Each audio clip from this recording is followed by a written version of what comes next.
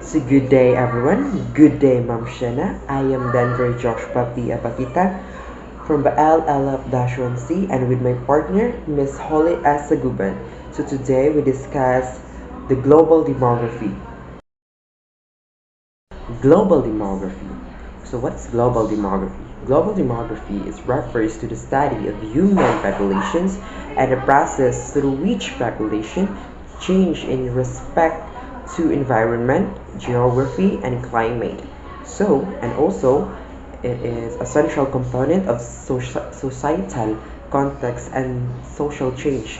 And also, it's very useful for understanding the social and economic problems and identifying the potential solutions of the world. So, did you know who is in the picture? That is an American demographer, Frank W. Notstein. He determined the demographic transition is highly important in a fast-growing population, and he also provide an explanation of how fertility and mortality rates impact the age distributions and growth rate of populations. And also, Frank W. Notstein is the founder of Demography. So in the slides, according to Frank, that before the demographic transition, there was a slowly growth of populations in the pre-industrial due to wages causing fertility to fall and mortality to rise due to famine, war, or disease. Therefore, population size is equilibrium with slowly growing economy. So mortality declines means early deaths that are eliminated, in particular deaths of children and young adults. So, Pasko, mga activity.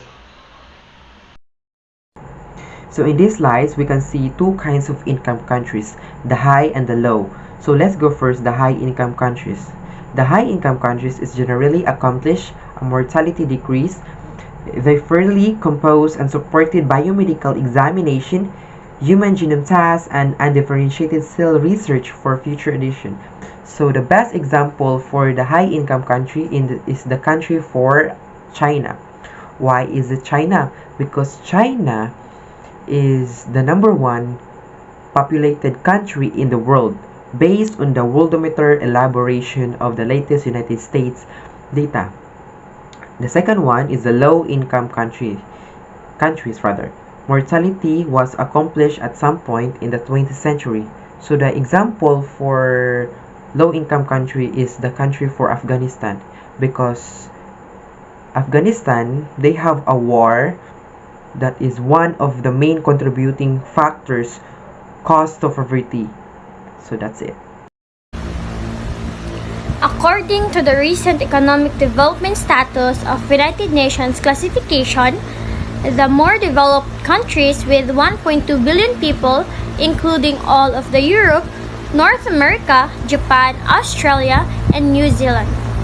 The least developed countries with 0.7 billion include most of Sub-Sahara Africa, plus Bangladesh, Cambodia, and a few other countries. All of other countries are less developed, including India, China, and the bulk of the world's population, 4.2 billion people. Figure 1. United Nations projected the life expectancy since 1950 to 2050 to the least developed countries. Life expectancy rises from 35.7 years in 1950 to 1954 to 48.7 years in 1995 to 1999. Less developed countries increases from 41.8 to 65.4 years, and more developed countries, the increase has been from 66.1 to 74.8. Fertility transition. Between 1890 and 1920, marital infertility began to decline in most European provinces, with a median decline of about 40% from 1870 to 1930. Although most couple wishes to raise their children, the mortality and fertility interact in complicated ways. For example, increased survival rates raises the return on post-birth investment in children. Some of the improvement in child survival is itself a response to a parental decision to invest more in the health and welfare of a smaller number of children. This economic change influences the cost and benefits of childbearing. Relative to good consumption, childbearing is expensive. For an example of this is the physical capital may substitute for human strength, reducing or eliminating the productivity differential between male and female labor and thus raising the opportunity cost of children, especially on education. Figure 2. The United Nations extended the improvement status on fertility for nations from 1950 to 2050. The times of increased birth rates and bust after World War II in more developed countries. The second fertility transition fell far beneath in numerous industrialized countries. In contrast to South Asia and Latin America, richness in East Asia has been early and quick. Practically all the industrialized nations and other nations like Taiwan, South Korea, and China, the all-out richness rate diminishes. When fertility declines, it declines most at the youngest and oldest ages and becomes concentrated in the 20s and early 30s. Birth rates above age 35 are only 1/7 as high in the more developed countries as the least developed countries.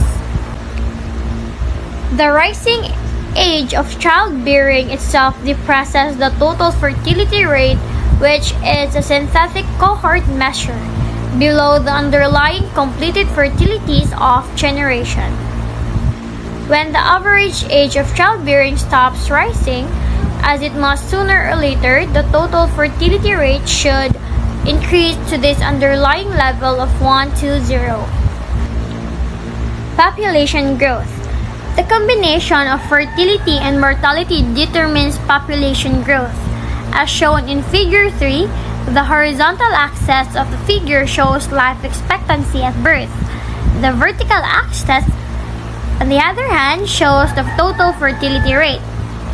An actual and projected trajectories for more, less, and least developed countries are plotted between 1950 and 2050, as we can see in the picture.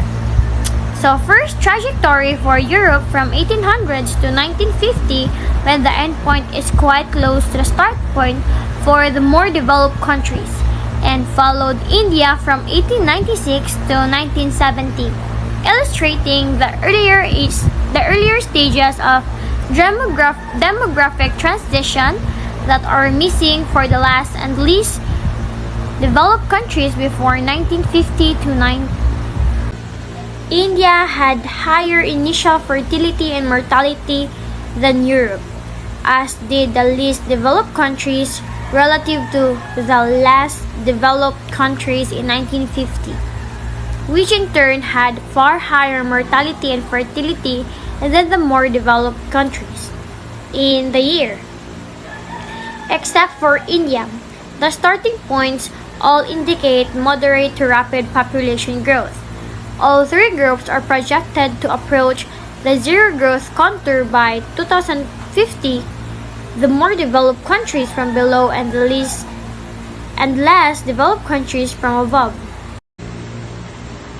Shifts in age distributions, the last stage of the demographic transition.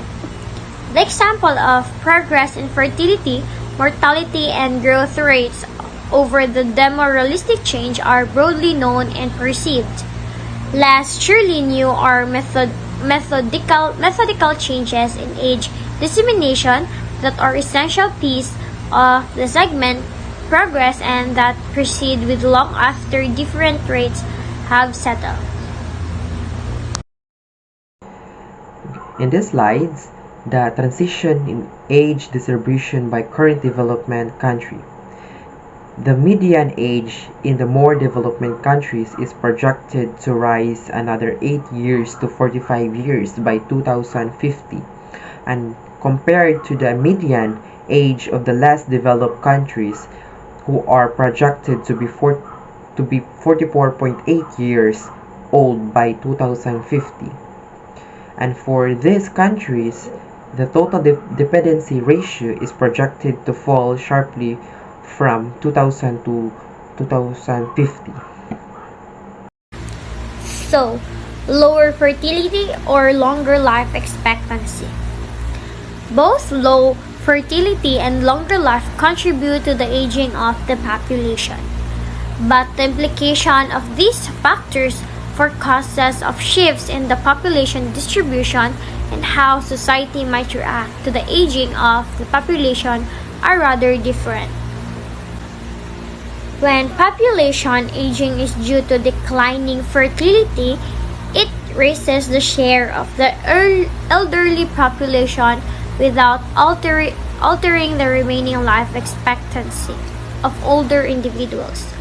The desire to have fewer children may be related to the rise of public sector pensions, which disconnect old age support from individual fertility and may have played some role in causing low fertility in industrial nations, while lower fertility may go with reduced total parental expenditures on children. It also raises the ratio of elderly to working age people. Other things equal, with no corresponding improvement in health to facilitate or prolongations of working years. By the contrast, population aging due to declining mortality is generally associated with increasing health and improving the functional status of elderly. While such aging puts pressure on pension programs that have rigid retirement ages, that problem is curable institutional one, not a fundamental societal resource problem, since the ratio of healthy, vigorous years over the life cycle of frail or disabled years has not necessarily changed. So thank you for watching. Thank you for listening also for our discussion. And I am Denver Joshua P. Avakita and with my partner, Miss Holly S. Aguban. Thank you guys. Thank you, Ma'am Shana. Bye-bye.